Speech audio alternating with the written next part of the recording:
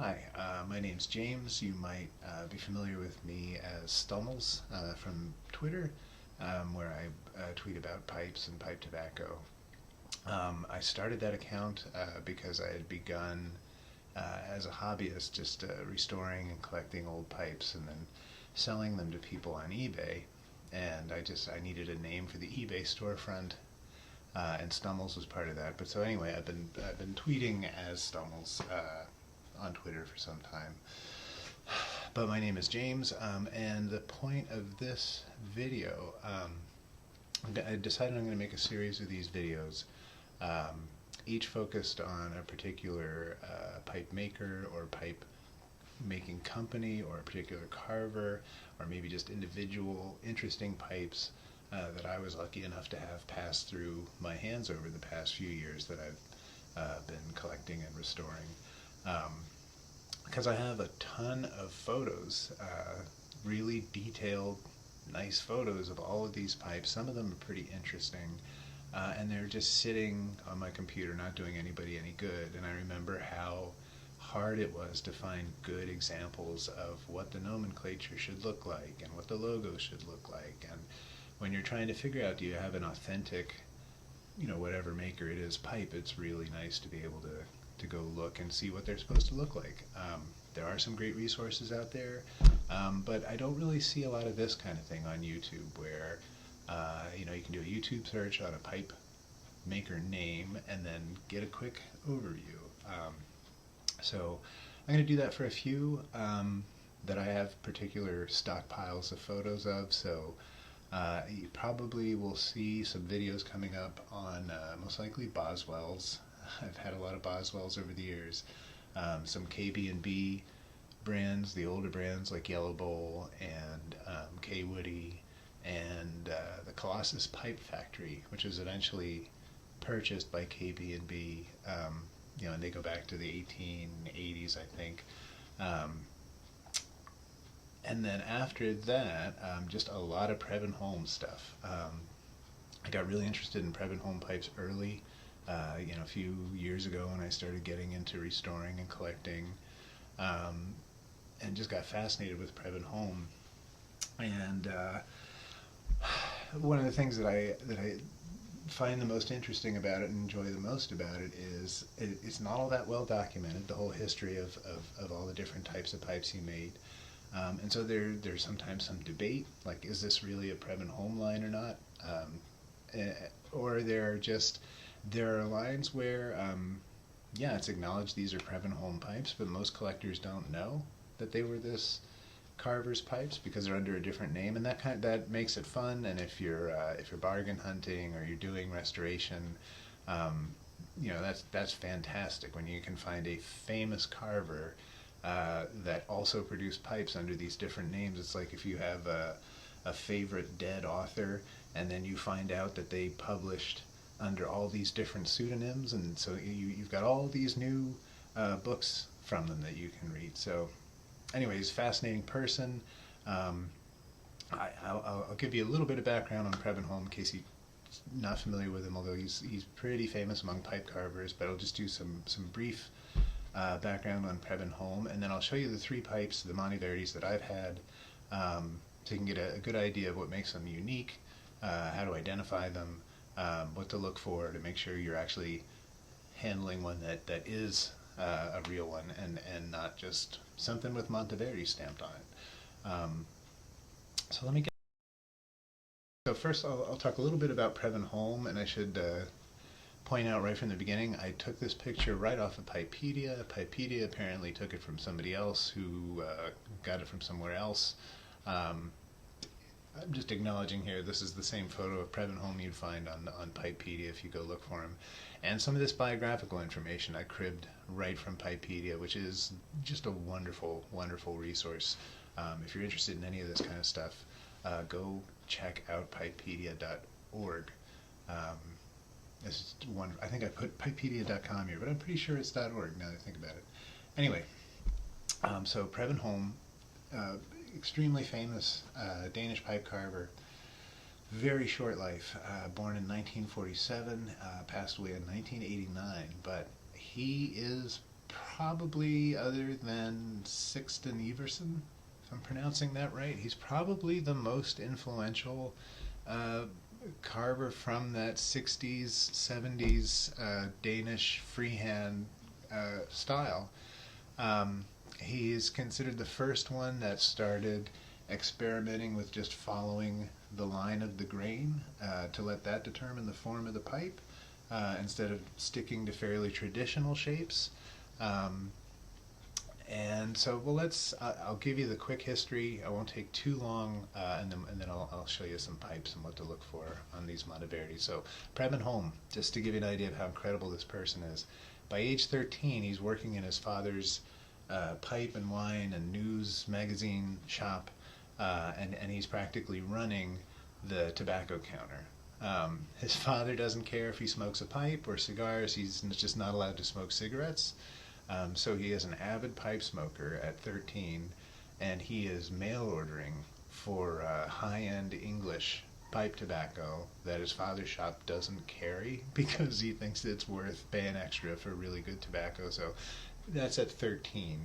Then at 15, he's already making pipes, and he's selling his pipes to a bigger shop, Pipe Dan, which was in Copenhagen where tourists would come and buy pipes. And it's while he's making pipes for Pipe Dan that he starts experimenting with these kind of wild shapes, and it turns out that they really like them, and they pay a lot more for his freehands than they're willing to pay for the more factory style pipes. So by the time he's 18, he's already hired a journeyman. So he has an employee at age 18, and he's making 50 to 60 pipes for Pipe Dan. And to me, that's just incredible. This is also when he has to go into the military, so he has to close the shop. He has to fire his journeyman pipe maker, and he goes away, and he's in the Danish army. So while he's there, he has left 18 of these fancy, crazy freehand pipes at his father's shop, and someone named Lou Schwartz, who's from St. Thomas, the islands, sees him in the shop, buys all 18 of them, and when Preben Holm gets back from military service and actually talks with Lou Schwartz, they make a deal that he'll be the exclusive distributor of as many of these pipes as Preben Holm can deliver. He will get the exclusive distributorship in the U.S. From St. Thomas. And so that's how he gets into serious international pipe trade. So then by the time he's 22, he's got a factory outside of Copenhagen. He has 45 employees. He's 22 years old. And his distributor, Lou Schwartz, admits essentially he doesn't have the ability to distribute to the whole U.S., with the demand that's grown for his pipes just by selling them to wealthy American tourists coming to St. Thomas. He's not going to be able to service the demand that Preben Holm's created for his own work. So he outgrows Lou Schwartz. He cuts a deal with a company called Snug Harbor, and he's selling pipes in the U.S. through Snug Harbor, but Snug Harbor essentially goes out of business. They stop paying him. So Preben Holm already has a bunch of pipes that he needs to deliver and be paid for, and Snug Harbor is saying, like, we have no money to give you. So he goes shopping for a new distributor. He was already somewhat sought after at this point, so there were several companies interested. He went to Lane Limited, which at that time was the premier, all of the high-end, super high-end English brands or European brands in general sold in the U.S. would come in as Lane Limited brands. So Dunhill, Chariton's, and the Ben Wade line. Those were all Lane Limited lines sold in the U.S. And so when Lane makes a deal with Preben Holm, they decide they'll take their Ben Wade English brand name out of retirement, or repurpose it essentially. I shouldn't say out of retirement. They repurpose it and there will be Ben Wade pipes for the American market made in Denmark by Preben Holm. So all of the Ben Wade pipes that you'll see that are stamped handmade in Denmark, or I think it's made in Denmark by hand, those are Preben Holm factories pipes. I mean, this is not news to the vast majority of people who like pipes and certainly who are interested in Danish pipes. But all those Ben Wades from Denmark, those are from Preben Holm's workshop. Okay, so there's not much left of the poor man's life, right? So at 25, he's kind of at the height of his success. He hires Paul Winslow, who's, of course, he's still around, he's still famous, he's one of the most famous Danish pipe makers today. Hired him as an apprentice when he was 17 years old, completely untrained. I think that's fantastic that there's this connection between those two. And in an autobiographical article that Preben Holm wrote shortly before he died, he describes Paul Winslow as his favorite apprentice. So anyway, I like Paul Winslow pipes too. So late in the story here, Preben Holm's health fails in 1986. So I mean, he's 39 years old, and he's in bad shape, and he has to close the business. He's out of pipe making by age 39, and at this point, he has he's largely responsible for the popularity of that whole style of pipe in the U.S. But at age 39, he's really sick, and business is closed. 42, he tried to come back into pipe making, but died, which put an end to it. So that's just a quick overview of his life, and gets us to here, which is if you go look on eBay or wherever for Preben Holm pipes, and you find any that are in nice shape and that are under his own name, like Preben Holm pipes, they're extremely expensive. Even the pipes that are the Ben Wade branded pipes, of which he made a ton, those can get really expensive. But you can get lucky. You can find some other brands that he produced. I'm not saying it's like a secret, but I just think for a casual pipe buyer, they may not, if they know about Preben Holm to begin with, or if they care about Danish pipes, if they're that one step in, they may not know that he's also got these other lines out there that are, same mind, same approach to things, and they're fantastic pipes. The background on this slide is a Wengholt, which is a brand I didn't even know he was associated with. That was one of his.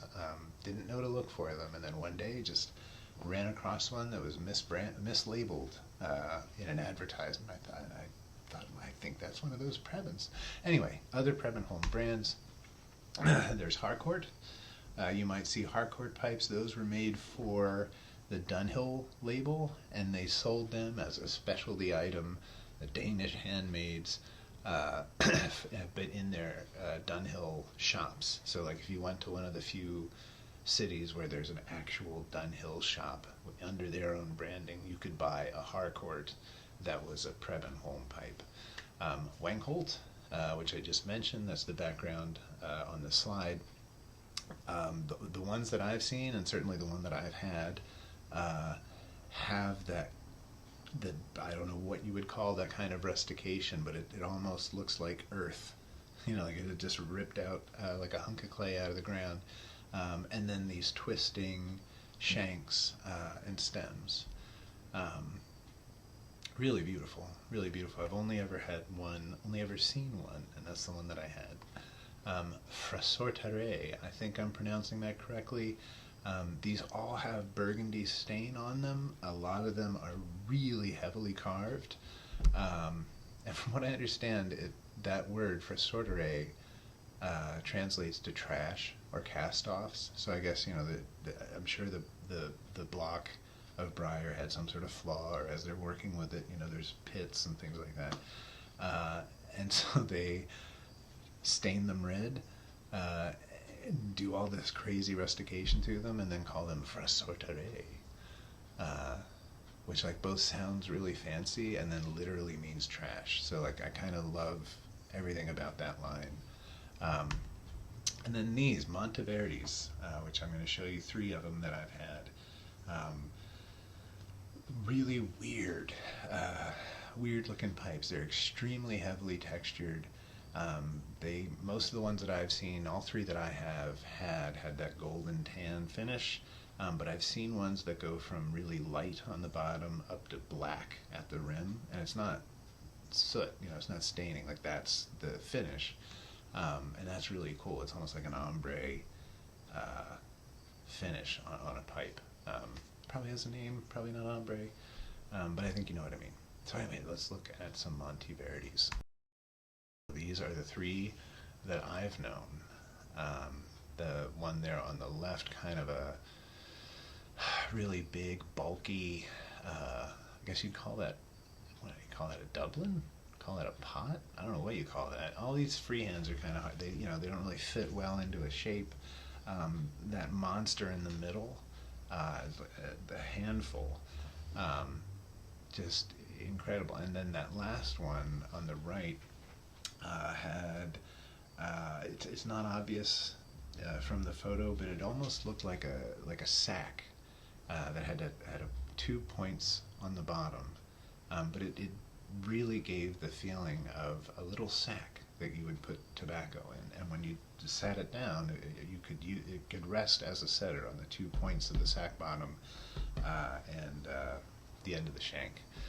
So just really cool, unusual shapes. All 3 of them felt fantastic in my hand because of that texture on them and because they're so just lumpy and gnarled. But I'm getting ahead of this. So this is the first one I'll show you. This is the one that was in the middle in the last picture.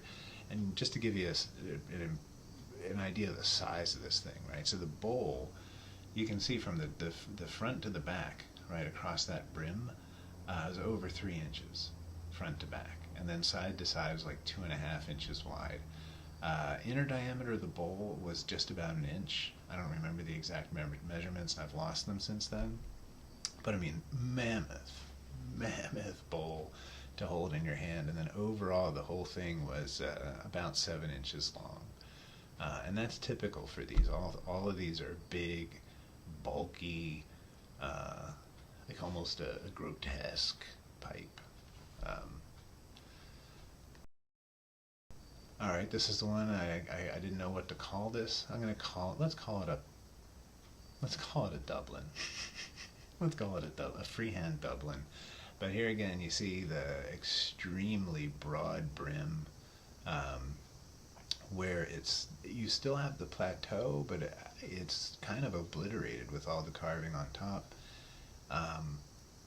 And just, you can see that I think I've used this word already, but it's almost a brutal looking finish on it. Love these pipes. And then this is the one that looked like a sack, rather than have the rulers. This is later on. I stopped putting rulers in the picture as the way to do the sizing. But here again, you can see there's a pretty big pipe. It's about 7 inches long. The bowl's 1 inch wide and almost 2 inches deep. These are big pipes. And again, every millimeter of the surface is covered in rustication. So here's a look at the stamps on all 3 of them. They do have their own logo font. This Monteverdi, I don't see that on that same font I don't see used on any of the other Prebens. At least I don't think so. And I have noticed that the R dips down below the D on these. That's the only thing that seems really unusual about it. The golden tan stamp and the made in Denmark by hand, these are the same stamps that you see on a lot of the Ben Wades and the other Preben Holm lines. So like, I think these are just, part of their standard kit at the Preben Holm factory. Um, but that's what the stamps should look like. This made in Denmark by hand, it's always on 2 lines. It's always in block capital letters. Golden tan is always script, right? But you can see there is sometimes a little bit of variation in exactly where they're placed, right? These are 3 individual stamps that are made, and so, you know, you can't get too hung up on the spacing or whether made in Denmark by hand is in between or below, you know, as long as the stamps look the way they're supposed to look. Here's some close-up shots of the stem. You can see there are 2 that were the original and 1 that was a replacement. This black hard rubber stem, I'm drawing a total blank on the name of this hard rubber, which has been a word in my head for the last, I don't know, a decade. Yeah, I can't remember what you call that stuff. It's not ebonite. It's not, maybe it is ebonite. Well, whatever, you know what I'm talking about. Hard rubber black stems do not come on these pipes. What you should get if you're looking at one of these pipes is an acrylic or a lucite, which I think is just a brand name of a particular type of lucite. But whatever, plexiglass. It'll be a swirled acrylic stem, not one of these plain black deals. And you can see like this one's already kind of chewed up too.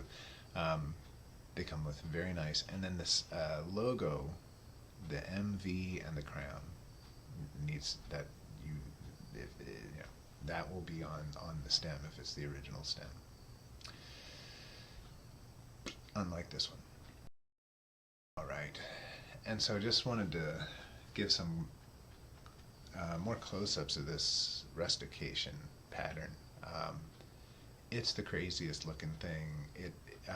I've seen some descriptions call this dinosaur hide, which I think is really just about perfect, although I've never actually touched a dinosaur's skin. This is kind of how I think it would look and feel. Here's that one I decided to call a Dublin. But you can see it's got these lumps all over it. It's not just heavily patterned, there are big knobby lumps all over it, irregular shaped lumps carved into the form that just feel fantastic. They're so ugly, they're kind of good looking. And there's that one that's kind of shaped like a sack. And you can just see there isn't a millimeter of space on these pipes that hasn't been worked, literally cut into to make these patterns. Just really, really cool and unusual. That's it. Like I said, I don't have the full story on exactly why they made these or blibbity blah. This is more kind of a service video for people that are collectors or just interested, and to make it easy to get a quick look of a few representatives of the line and know what they should look like and what to expect if you're looking for one of these things. So you can find me if you have more information on these that you'd like to share, if you have questions, or if you know that I have some of this wrong. All of those would be wonderful reasons to reach out and say hi. You can find me on Twitter. Like I said, the name I use on Twitter is Stummels. You can also call me James, although that won't work on Twitter. That's probably like the second person that signed up for Twitter is James at Twitter. So you can reach me at Twitter at Stummels. Thanks for watching. I hope you enjoyed this and found it informative. And like I said, I'll try to make more of these fairly soon about some of the other lines of pipes that I happen to have tons of photos and know a little bit of something about, and maybe it can help and entertain someone out there. Thanks for watching.